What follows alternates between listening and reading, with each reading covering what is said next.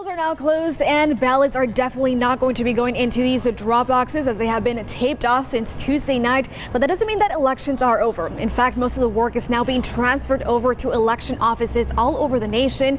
And that's why despite those early results that we've been seeing, it's still too early to call a winner.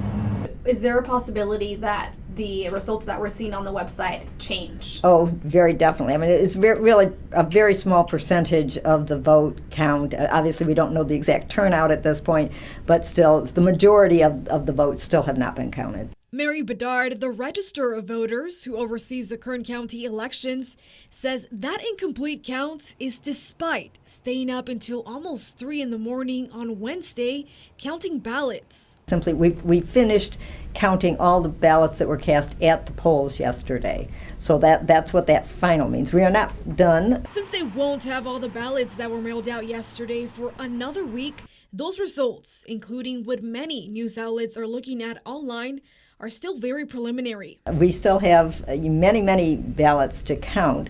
The mail ballots that came in either just before Election Day, and then of course usually about a majority of mail ballots come in on Election Day. With the last 2 elections in Kern County showing an average of 92% of voters voting by mail, this means they don't even physically have a majority of those ballots still left to count. And now they have 30 days to get the final results to the Secretary of State.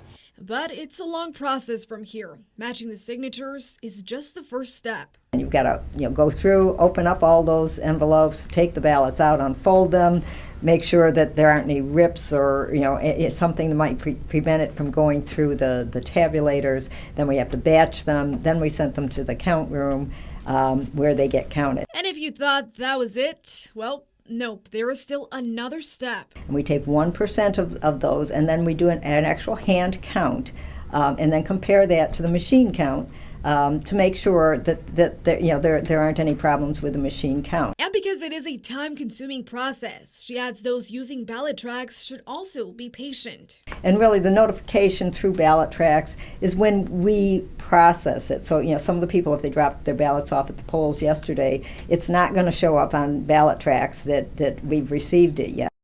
And this is with no poll workers. This is just the regular staff going through hundreds of thousands of ballots. So it is going to be a pretty busy next 30 days. We'll keep checking in with them and bringing you those updates. In Bakersfield, Duane Patino, 23 ABC News, connecting you.